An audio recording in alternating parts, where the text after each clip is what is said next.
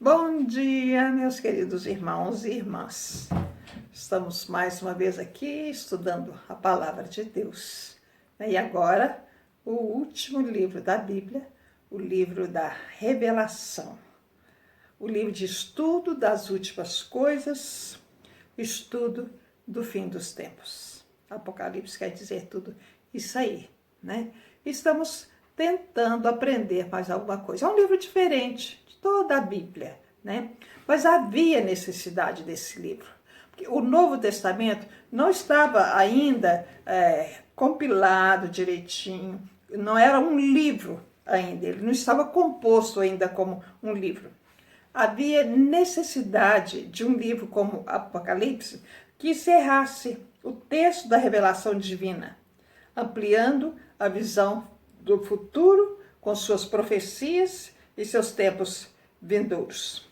Deus precisava de um fecho à revelação. A revelação começou lá com Moisés, lá no Êxodo, né, cerca de 1500 anos antes de Cristo, e terminou com o exílio de João, em 100 depois de Cristo.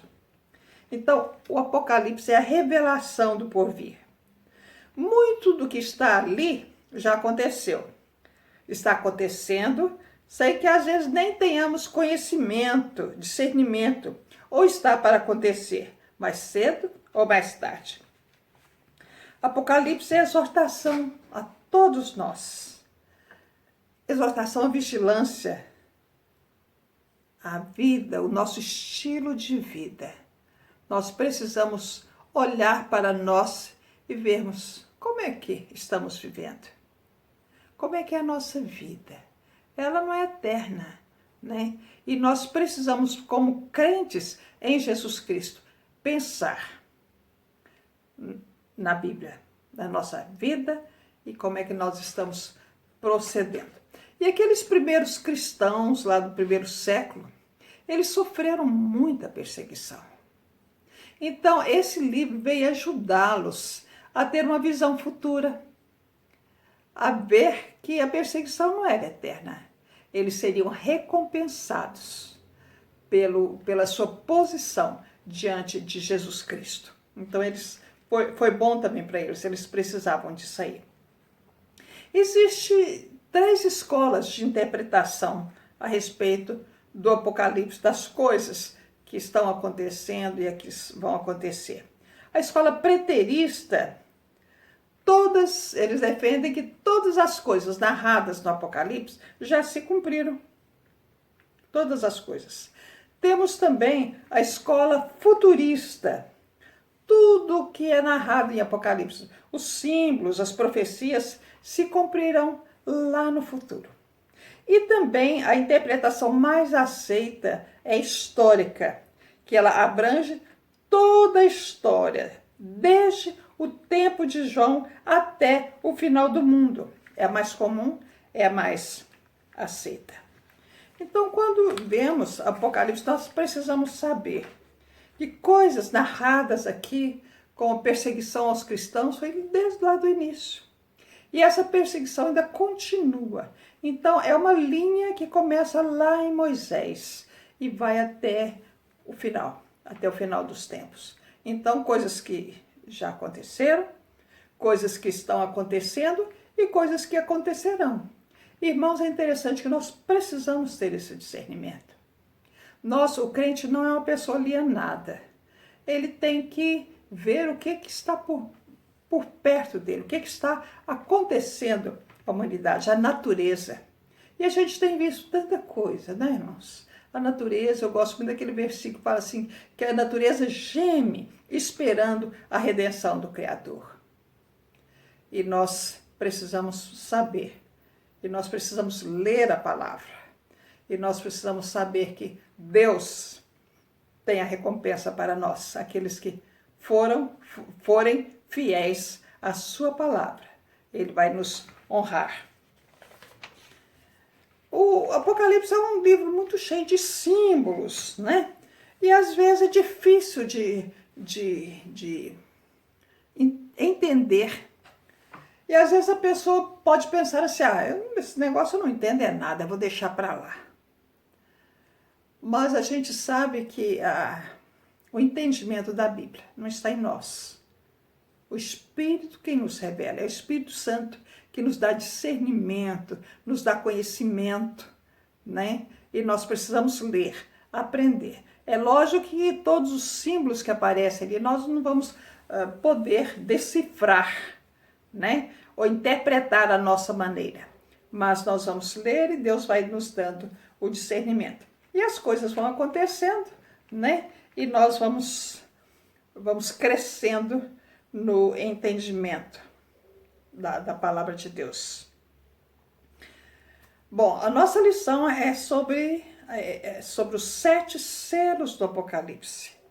Mas para você, meu irmão, que está pegando o bonde andando, né, com a forma de dizer, né, que não viu a lição passada, muito bem dada pelo nosso irmão Aguinaldo, vamos voltar uma lição só, né, para saber sobre esses selos, 7 selos do Apocalipse, o que tinha acontecido. As primeiras lições, Deus fala às igrejas, as suas igrejas, as 7 igrejas da Ásia. E ele fala não somente para aquelas igrejas, mas para nós. São lições que nós temos hoje, nós podemos tirar dali. Nessa segunda parte de Apocalipse, João deixa as igrejas lá e ele tem uma visão do céu.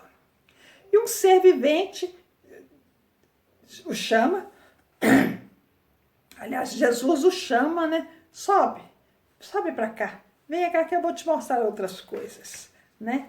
E João tem a visão do céu, sobre o trono. A primeira coisa que ele vê, né? Ele vê a porta aberta e ele tem a visão do trono do céu, uma porta aberta. E ele é chamado para ir até lá, para ele poder observar as coisas que estavam acontecendo. E quando ele entra no céu, ele vê um trono majestoso com Deus assentado ali, com o Pai. Um trono e no trono alguém assentado. E esse ser era maravilhoso, semelhança de beleza, de pedras preciosas e a sua glória, a sua beleza. João observou aquilo lá e nesse trono, ao redor do trono, tinha o arco-íris, né? Vozes, relâmpagos, vozes, trovão, tinha um mar, né? E João tem aquela visão. Tem também atrás do trono, né? 24 anciãos, simbolizando, né? O povo de Israel, a tribo de Israel e também os 12 apóstolos. Vamos passar porque isso aí já foi estudado, né? E eles tinham vestes brancas, simbolizando santidade e pureza da veste real. Coroas de ouro, eles tinham coroas. E louvavam e bendiziam ao Deus do céu. João vê também os 7 Espíritos de Deus, simbolizando os 7 Espíritos, tem o sentido de que o Espírito Santo é perfeito. 7 tochas acesas, né? E ele vê uma coisa que a gente vai abranger hoje também, 4 seres viventes. São seres celestiais que lá atrás o profeta Ezequiel viu e descreveu. São os olhos, né? São cheios de olhos por dentro, por fora, né? E uma visão espiritual muito forte. Eles tinham 6 asas, serviam para voar, cobrir o próprio corpo. Tinha olhos nas asas, mostrando que eram anjos que se movem com muita rapidez. E aqueles 4 seres viventes tinham aparência. O primeiro, de um leão, representava a realeza e o poder. O segundo, de um novilho, pacificador. O terceiro, de homem, conhecimento e inteligência. E o último, a águia, apontando para a rapidez de precisão. Então, tudo isso João foi vendo e Jesus estava mostrando para ele. E naquele trono, que foi o primeiro que ele viu, estava sentado o Pai, Deus. E interessante que João vê na sua mão direita um livrinho, um rolo, né? Um rolo. Esse rolo era escrito por dentro e por fora, e ele era selado com 7 selos. Mas selado, né? A correspondência antiga é isso aí.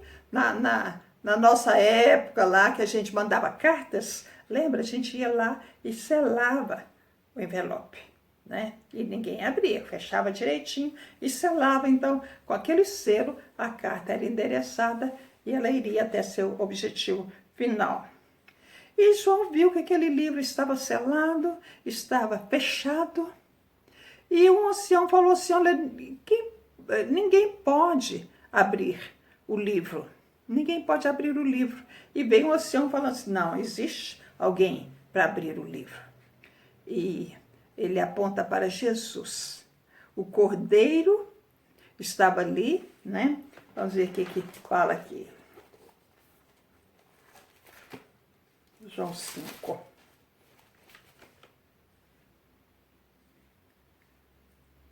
E ele viu que ninguém podia abrir os selos, desatar os selos.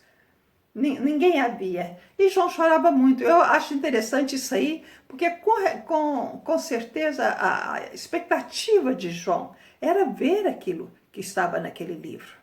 Não era o livro da vida, era o livro com os propósitos de Deus para a humanidade. E João queria ver, né? E ele chorou muito. E um ancião disse para ele: não chores. O leão da tribo de Judá, a raiz de Davi, venceu para abrir o livro e os seus 7 selos. Então ele vê no meio do trono e dos 4 seres viventes e entre os anciãos um cordeiro como tendo sido morto. Ele tinha 7 chifres, 7 olhos, que são 7 Espíritos de Deus enviados por toda a terra.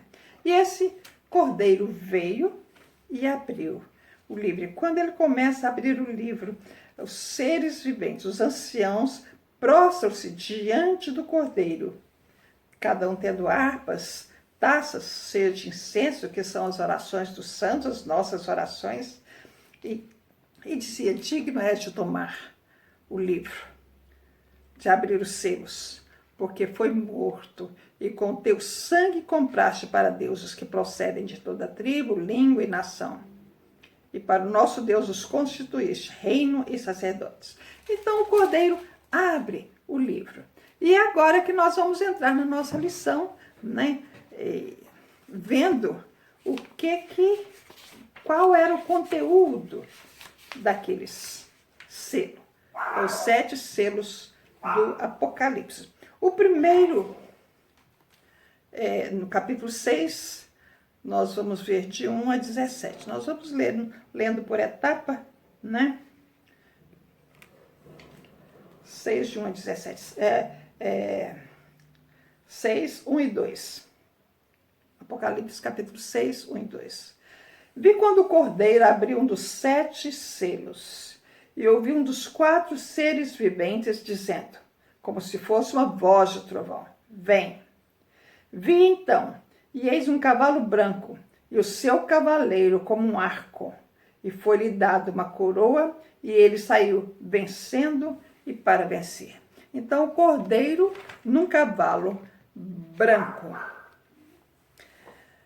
Esse primeiro selo, esse cavaleiro, é descrição de Jesus Cristo. Ele tem o controle de tudo, o controle da terra e em todas as coisas. E ele é vitorioso. O versículo diz: foi-lhe dado uma coroa e ele saiu vencendo e para vencer. Então Jesus Cristo é vitorioso e nos dá essa vitória com ele. E toda vez que a Bíblia fala sobre o branco, vem simbolizando o Cristo, vestes brancas, a pureza, a paz, né? Então, a paz, a vitória. Então, o branco simboliza Jesus Cristo. Mas existem outras interpretações. A Bíblia de Estudo de Genebra acha que esse cavalo branco, esse cavaleiro, pode simbolizar também uma política de poder internacional, na forma de conquista militar. Por que eles pensam assim? Porque depois que eles vão ver o segundo, o terceiro, o quarto selo, eles vão ver que tudo é um caos, é guerra, é fome, é tudo que vai acontecer. Então eles não acham que pode misturar Cristo ali, né? Então são duas interpretações e a gente fica com aquela que você acha que é o melhor. O segundo selo, vermelho, né, o cavalo vermelho, é o guerras, conflitos, né, o preto a escassez, o amarelo a fome, então ele acha que poderia ser, né, esses conflitos militares, conflitos políticos também. Muito bem, esse é o primeiro selo, foi aberto o primeiro selo. Interessante que os 4 seres viventes estavam ali. Esse primeiro ser vivente é o leão, é a voz de trovão.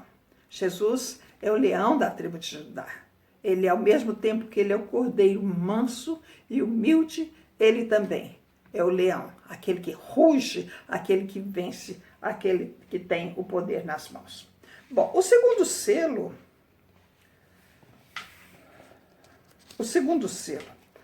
vamos lá, o versículo 3 e 4, nós estamos no capítulo 6. Quando abriu o segundo selo, ouvi o segundo ser vivente dizendo, vem. E saiu outro cavalo vermelho, e ao seu cavaleiro foi-lhe dado tirar a paz da terra, para que os homens se matassem uns aos outros. Também lhe foi dada uma grande espada. O vermelho sempre simboliza o sangue. Ele foi dado poder a ele de tirar a paz da terra. E se a gente for lá para Mateus 24, depois se der tempo a gente vai dar uma olhada nisso aí, né? E a gente vê o apóstolo falando sobre o final dos tempos, sobre a figueira, né? Quando vocês verem a figueira, né? Você vai saber qual que é o tempo. Então, esse segundo selo nos fala sobre os sinais da segunda vinda de Cristo. Fiquem atentos, porque nada do que acontece é por acaso. Tudo Deus tem um propósito na nossa vida. Então, nada do que acontece é por acaso. Então, aquele cavaleiro, no cavalo vermelho, né, ele iria derramar sangue. E ele recebe 3 designações para sua função.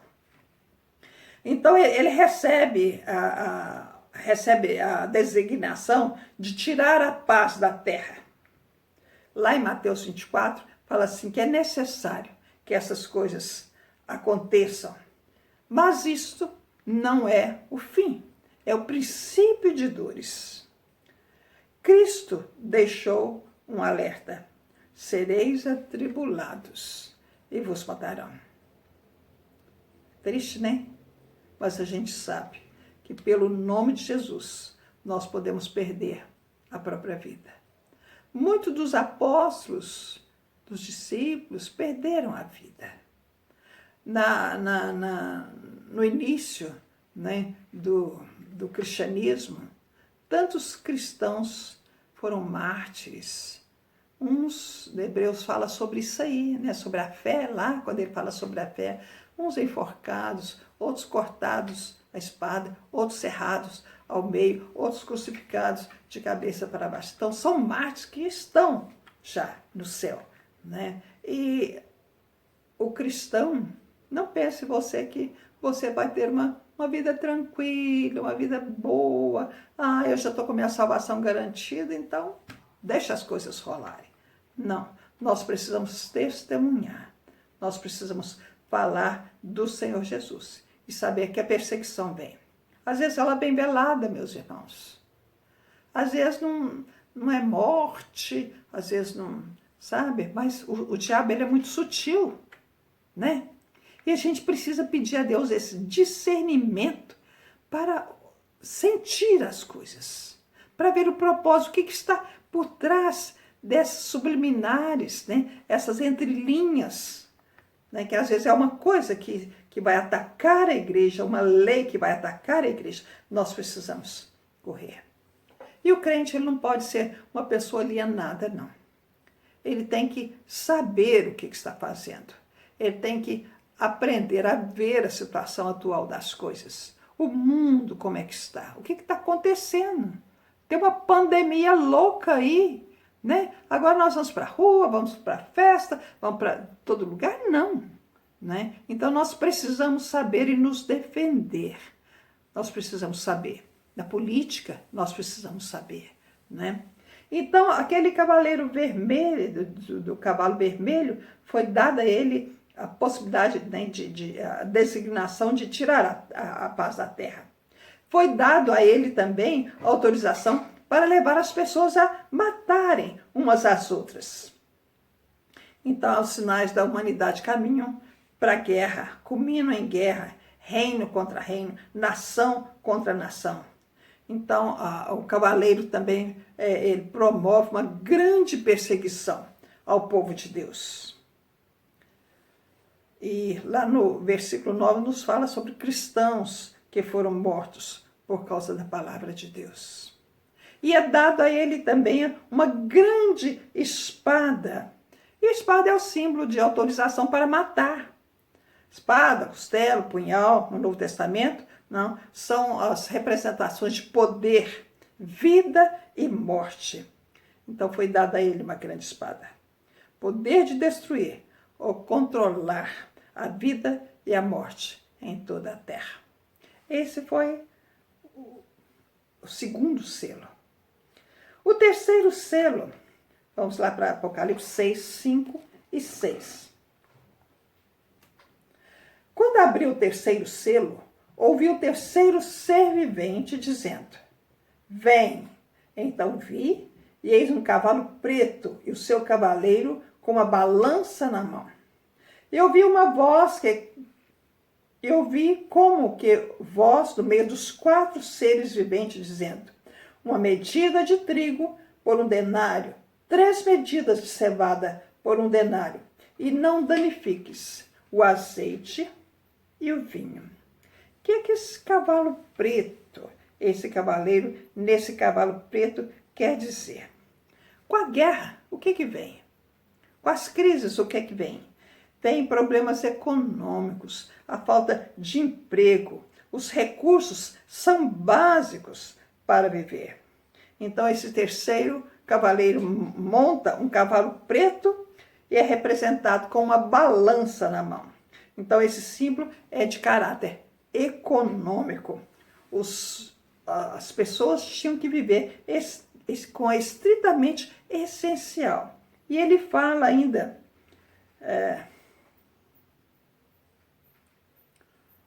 uma medida de trigo por 1 denário, 3 medidas de cevada por 1 denário, e não danifiques o azeite, o vinho. Na época de João, 1 denário era 16 medidas, 16 medidas.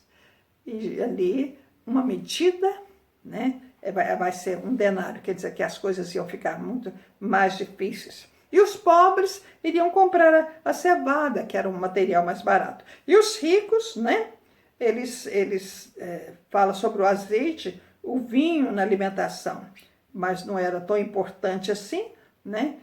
Mas eles tinham as pessoas com mais posses. Então, 1 denário simboliza pouquíssimo e nenhum recurso. Vamos lá para o 4º selo. O 4º selo. Apocalipse 6, 7 e 8. Quando o cordeiro abriu o 4º selo, ouvi a voz do 4º ser vivente dizendo: vem. E olhei, e eis um cavalo amarelo, e seu cavaleiro, sendo este chamado Morte, e o inferno estava seguindo, e foi-lhes dada autoridade sobre a 4ª parte da terra, para matar a espada pela fome, com a mortandade, e por meio das feras da terra. O ser vivente aí simboliza a águia, né? Aquela que parecia com a águia, né?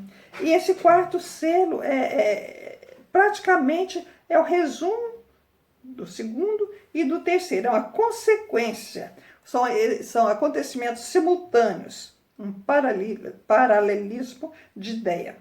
Então, o quarto selo recebe a cor amarela, a cor da doença, a cor da morte. Já viram uma pessoa pálida, uma pessoa doente, às vezes com câncer, qualquer um outro tipo de doença, né? Ela não tem cor, parece que o sangue sumiu do rosto dela.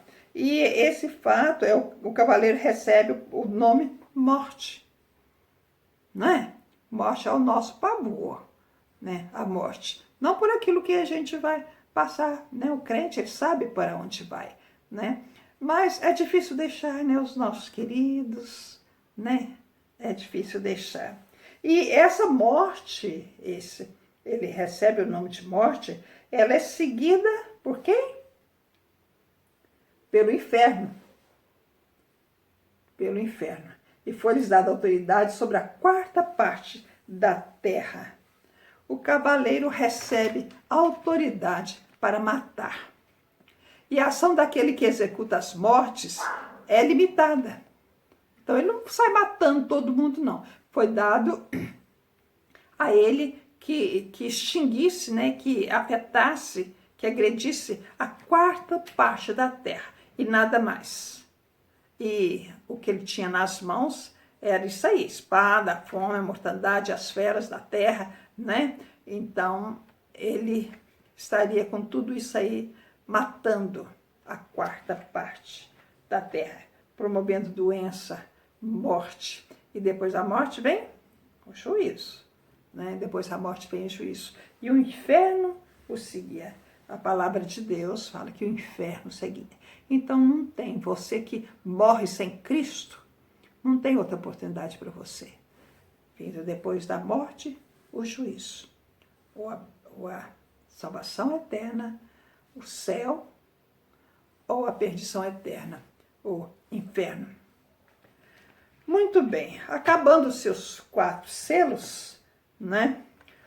No capítulo 6, aliás, deixa eu ver, 4 selo, o 5º selo, né? O 5º selo, ainda falta um selo aqui, né? Que fala sobre o clamor dos mártires, né? Vamos lá, capítulo 6, versículo 9 a 11.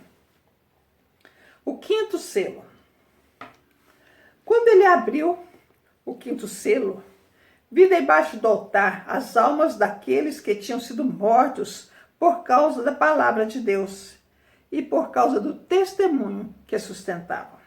Clamaram em grande voz, dizendo: até quando, ó soberano Senhor, santo e verdadeiro, não julgas nem vingas o nosso sangue dos que habitam na terra? Então, a cada um deles foi dada uma vestidura branca, e lhes disseram que repousasse ainda por um pouco de tempo, até que também se completasse o número de seus conservos e seus irmãos que iam ser mortos como igualmente eles foram. No 5º selo existe uma mudança de direção. João deixa de olhar para os acontecimentos terrenos na terra, né? E passa a ver as coisas na eternidade. Então ele tem uma visão do altar. O altar, símbolo de sacrifício. Então aqueles crentes que morreram com grandes perseguições nos 4 primeiros selos, agora estão debaixo do altar. Interessante, foi desde o início, né? Lá de João, né? Então, aqueles crentes que sofreram perseguição estão ali debaixo do altar. Eles estão no templo de Deus ou no céu. Eles clamam por justiça. Eles não clamam por vingança. Eles querem que aquele que é grande, aquele que é soberano, o Senhor, né? Tome uma providência. Eles estão ali esperando, né? Então, o Senhor, né, o soberano Senhor, o Pai, fala com eles: espere um pouquinho. A hora ainda não é essa. Vamos esperar aqueles que que estão faltando para que o julgamento seja feito. E eles recebem vestes brancas, símbolo de justiça, de santidade e alegria, né? E ainda garante que as orações serão respondidas assim que o restante chegar. Deus iria fazer justiça, trazendo juízo ao mundo por causa da morte de milhares de cristãos ao longo da história. E às vezes as pessoas pensam assim, mas Deus não vai fazer isso. Deus é bom, né? Mas Deus é excelente, Deus é bom, Deus é misericordioso. Jesus veio como um cordeiro mudo, Isaías fala, Isaías 53.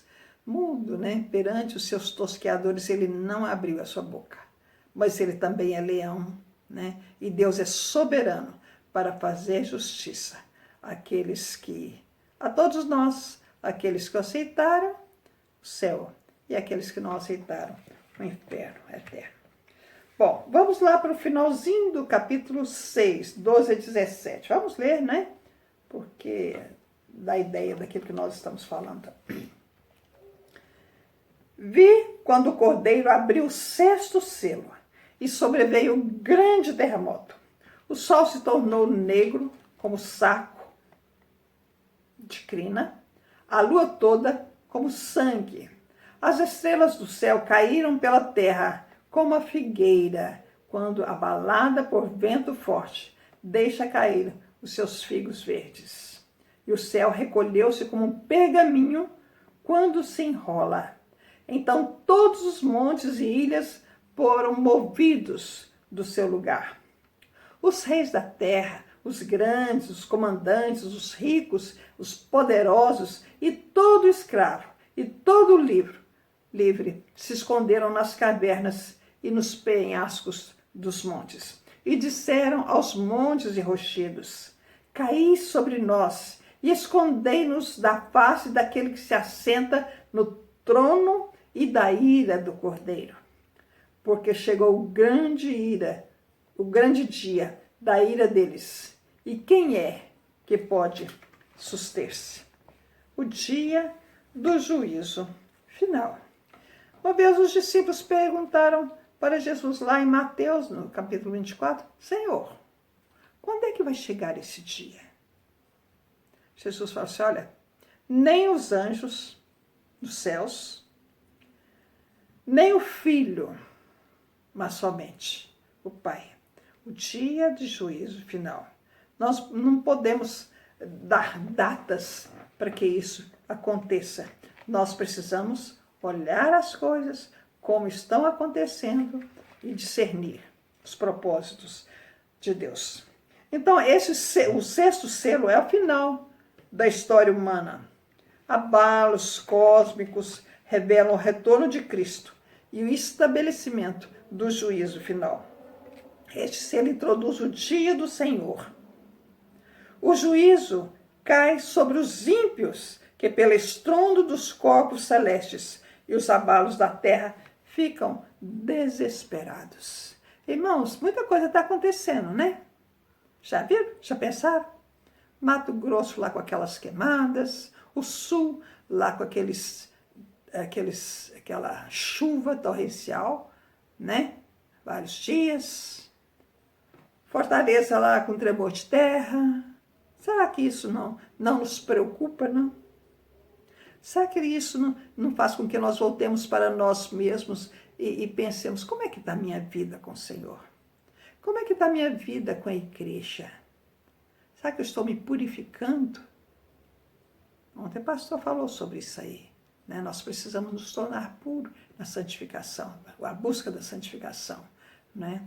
Então nós precisamos acordar, a igreja precisa acordar para esse grande e terrível dia do Senhor. Terrível para uns, mas para outros um dia glorioso.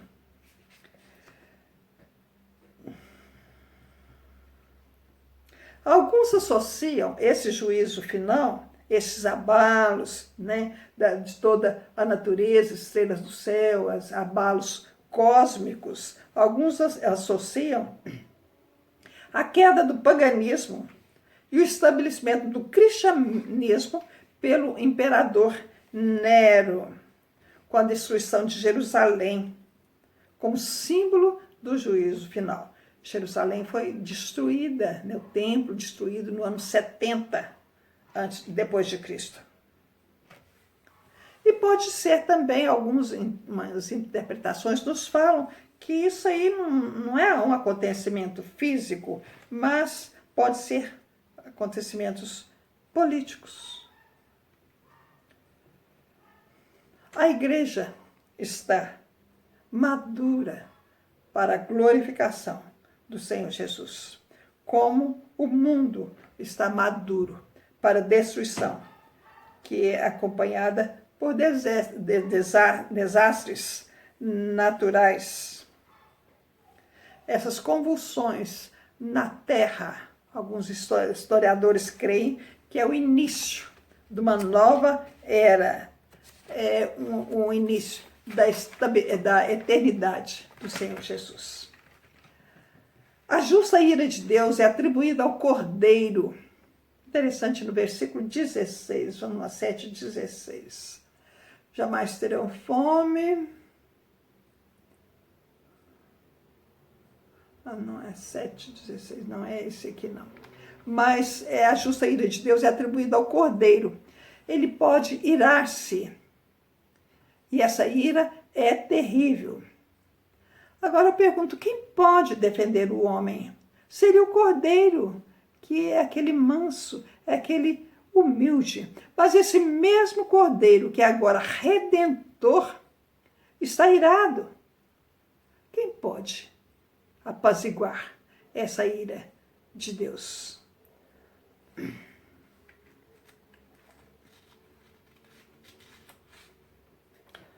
Vamos lá para o capítulo 7. O povo de Deus é selado. Que selo é esse? Será que nós vamos ganhar um selo? Né? Vamos ver que selo é esse. Apocalipse 7, de 1 a 17. Nós vamos ler de 7, de 1 a 8. Nós precisamos ler, né? Para saber do que nós estamos falando.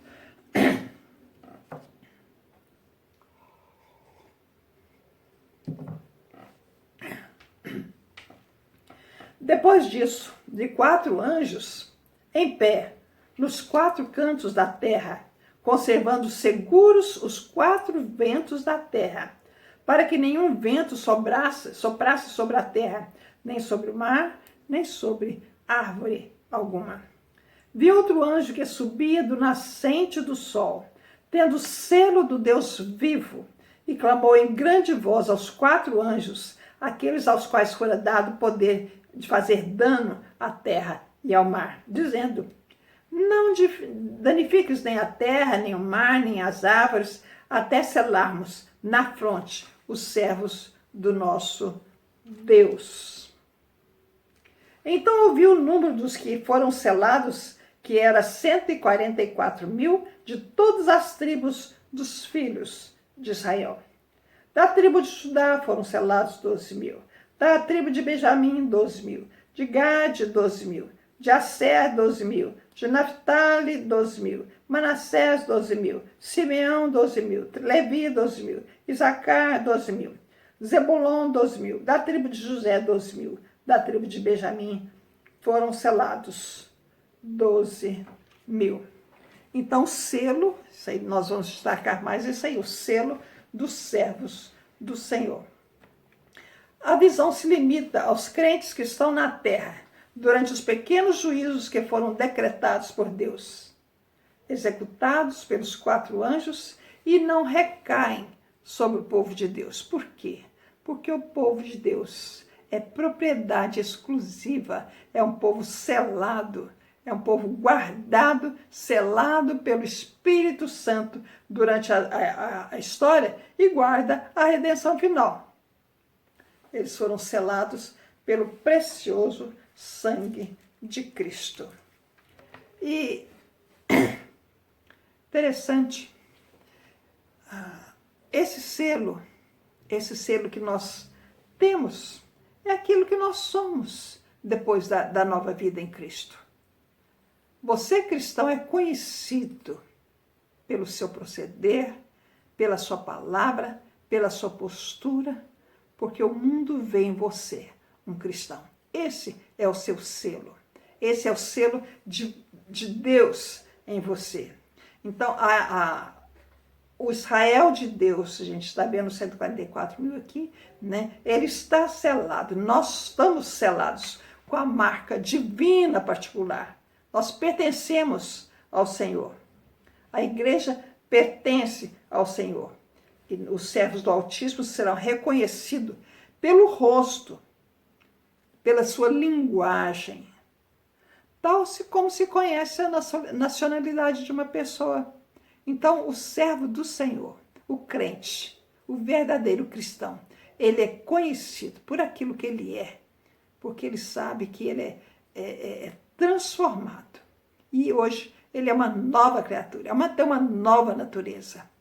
Não se aceita um crente agarrado às coisas do mundo, porque aquilo já passou. O apóstolo Paulo fala, olha, as coisas velhas já passaram, tudo se fez novo. Então você é conhecido, você é selado pelo Espírito Santo da promessa.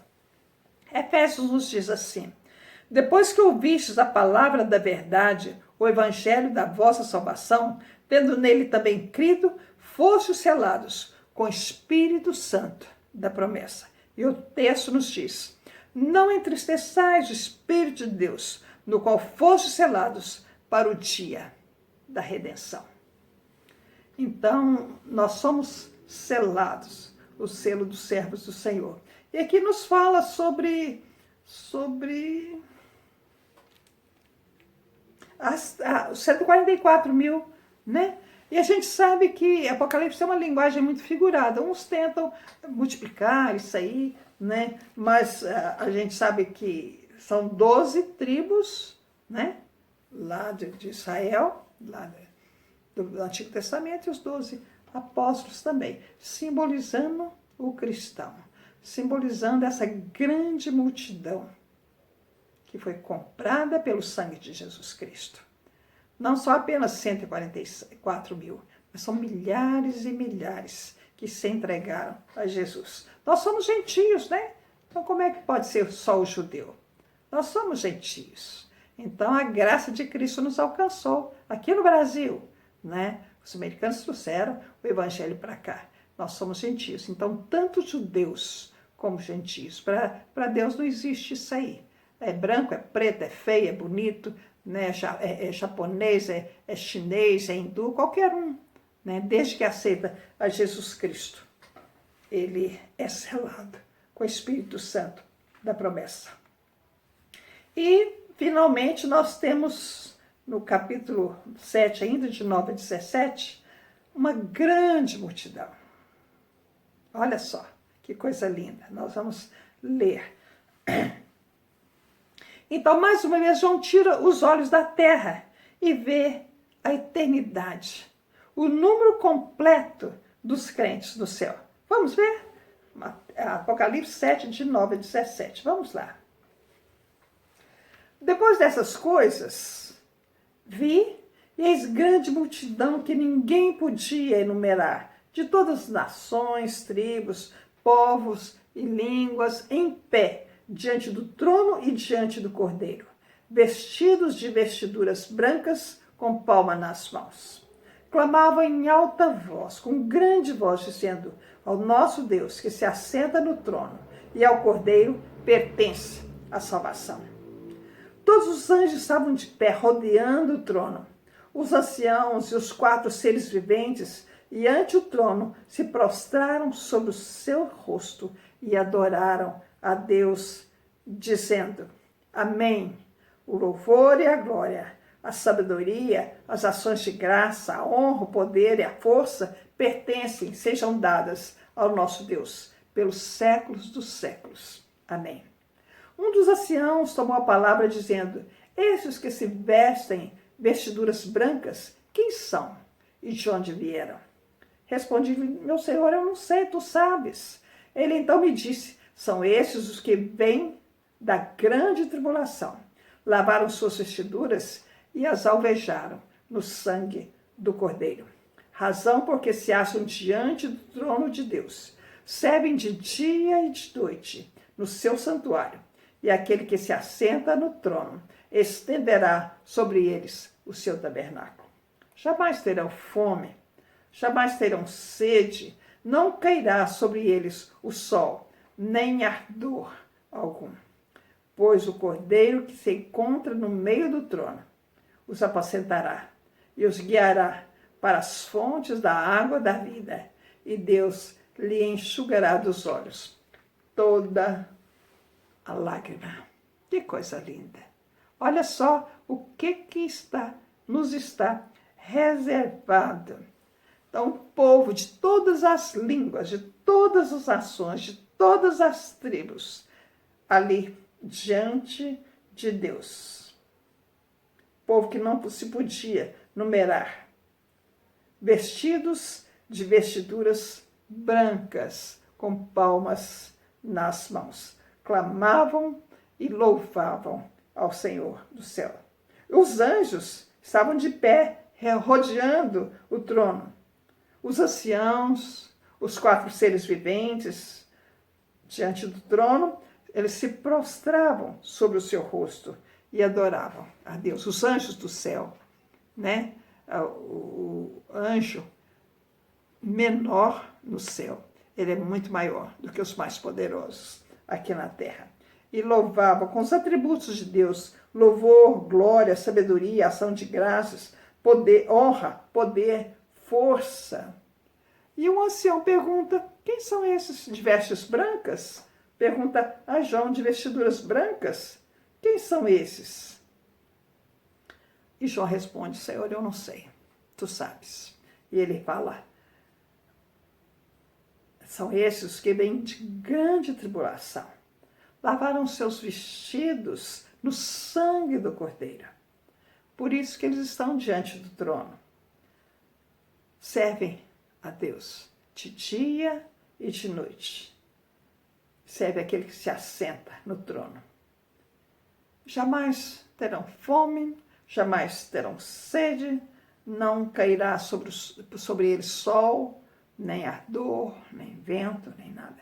Pois o Cordeiro se encontra no meio do trono, os apacentará e os guiará para as fontes da água da vida. E Deus lhes enxugará dos olhos toda lágrima.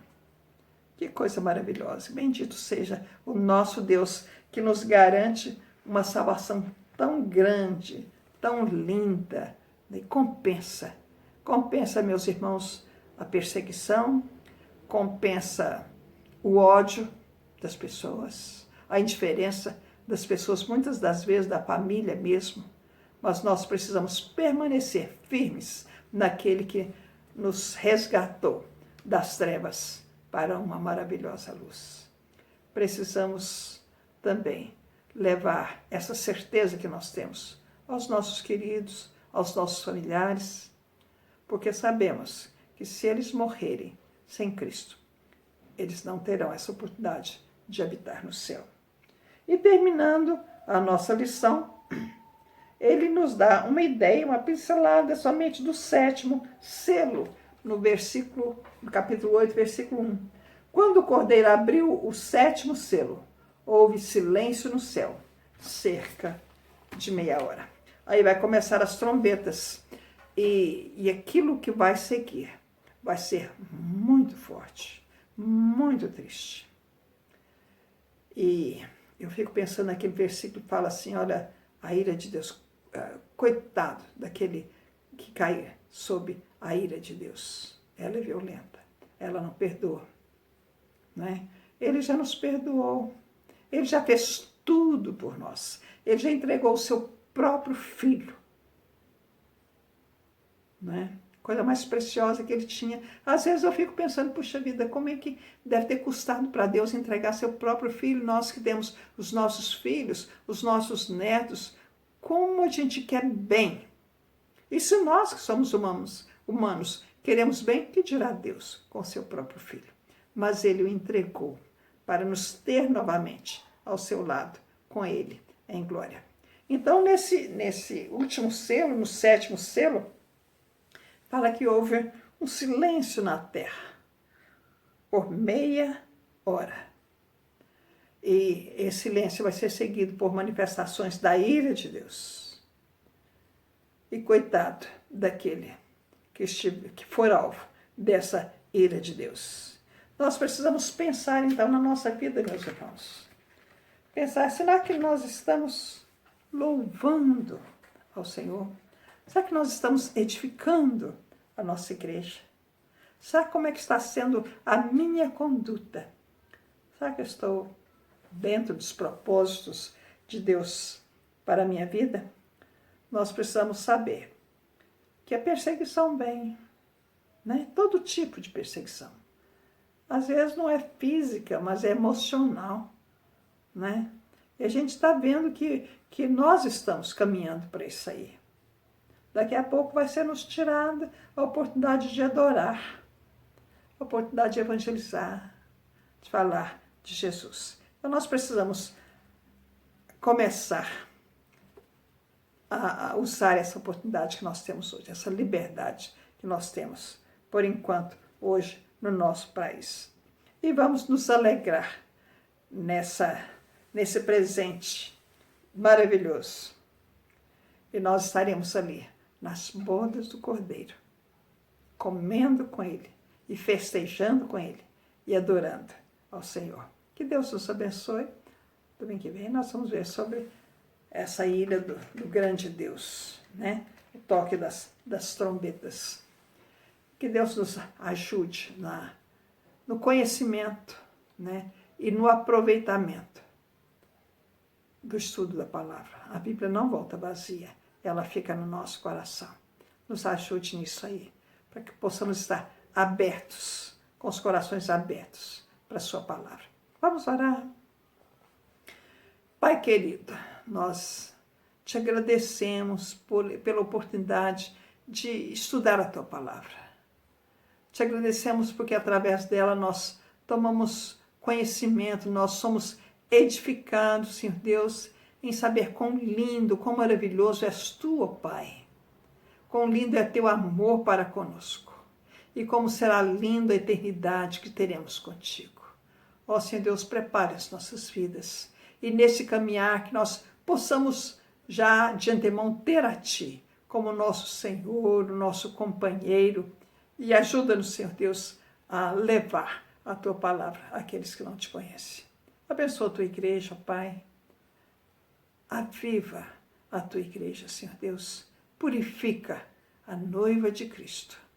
Ó Senhor Deus, nós precisamos de ser revitalizados na Tua palavra. Pedimos, Senhor Deus, que Tu estejas atuando na vida de cada um servo Teu, que nós possamos a cada dia crescer em estatura, para que possamos parecer com Cristo Jesus. Dá-nos tranquilidade, dá-nos paz e perdoa, Senhor Deus, os nossos pecados. Nós oramos em nome e pelo amor de Jesus. Amém.